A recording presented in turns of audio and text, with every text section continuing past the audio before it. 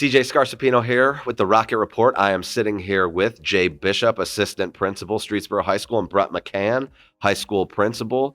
And today we're going to be talking about the Streetsboro High School report card, the state report card. Thank you guys for being here today and talking with us a little bit. Thanks for having us. So let's just get right into it. Streetsboro High School received 4.5 stars out of 5 overall, which is fantastic. Yep. What are some of the overall educational initiatives that helped lead to this? Our biggest thing, without a doubt, has been the development of our PLC process. So we're in year 3. Our early release Wednesdays, it gives our teachers the ability to meet in what we call professional learning communities once a week to review data, common assessments, common planning. So we're kind of lockstep, so we're able to kind of really know what our students need when they need it. And then what it doubles as we have what we call lab periods at the end of the day. So it's a time for our teachers to meet with kids for no new instruction so they can truly intervene and reteach essential concepts. And that's been a really big thing that we are now in year 3 of.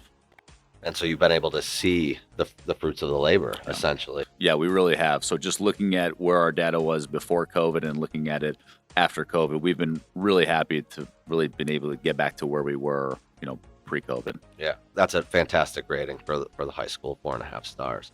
One thing that I know you both are not okay with being average and you want to improve on is the graduation rate, right? We received a 3 out of 5 stars in that area, which meets the state standard, but of course we want to be better than that. So what are we looking to do to improve that rating? Well, the state of Ohio has a lot of different pathways that students can use to graduate. And right now we're keying in on ensuring that every kid can meet and align with one of those pathways so that they can be successful and graduate from Streetsboro High School. What that means is Brett was talking about all the PLC meetings that the teachers go to and attend. And, we're critically looking at data to ensure that we're addressing all of the needs of all the kids as they come through. Our counselors are meeting with the students to ensure that their decisions that they're making in school align with those pathways that allow them to receive the credits, the assessment reports, those that the students need in order to move forward beyond graduation and to meet the requirements of the state of Ohio and Streetsboro High School.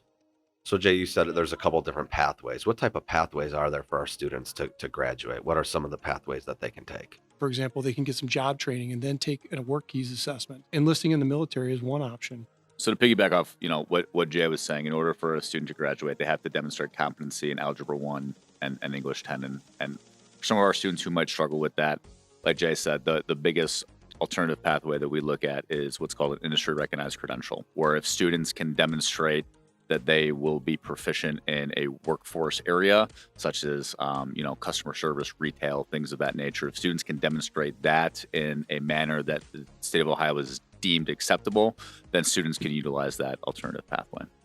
And is that like our TOE program?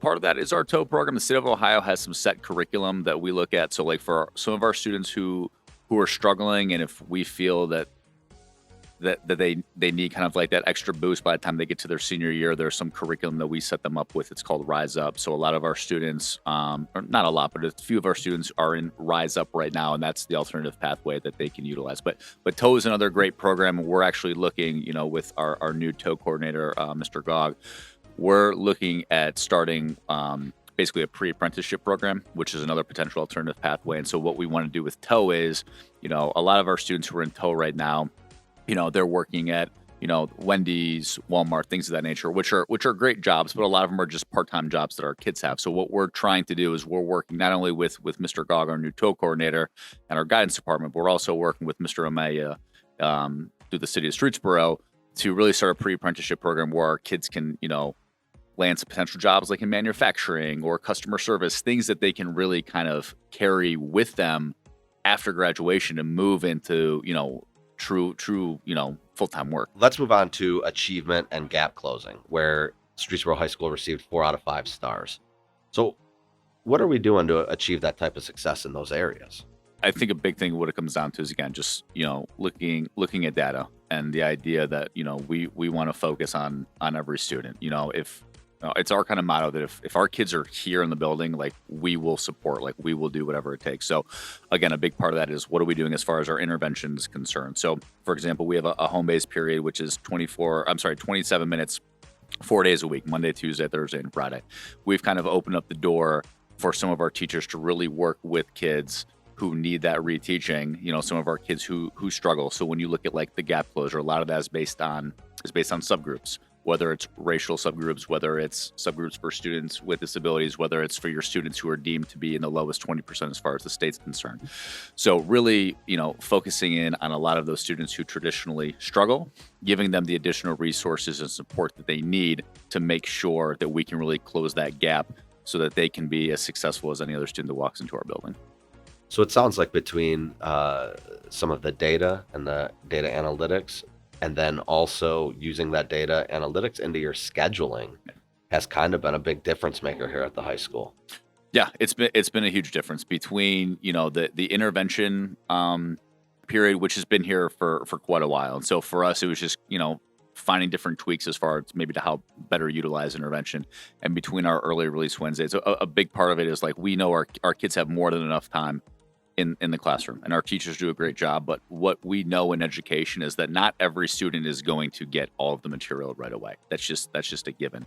So it's what do we do with the kids when they're not getting it, and how can we provide some additional supports where we have those no new instruction periods where our teachers can hone in on our most vulnerable learners to really give them the additional support that they need.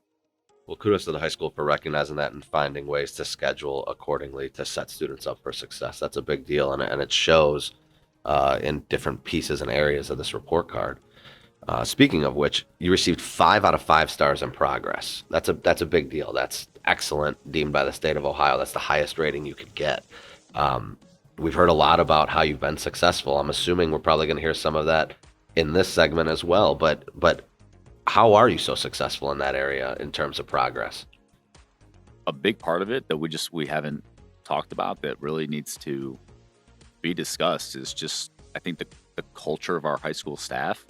Our staff just believes in our kids. The relationship that our staff and so many of our kids have built, like our staff goes to incredible lengths. Like we talked about graduation, our 3 out of 5 stars. Like we want to improve it, but like some of the stories and things that our staff has done to get kids across the stage of graduation, seeing, families almost in tears because they didn't think that their kids were going to graduate, but the length that our staff goes to, it's just a belief thing. Like they have that efficacy piece where like our staff truly believes in our kids.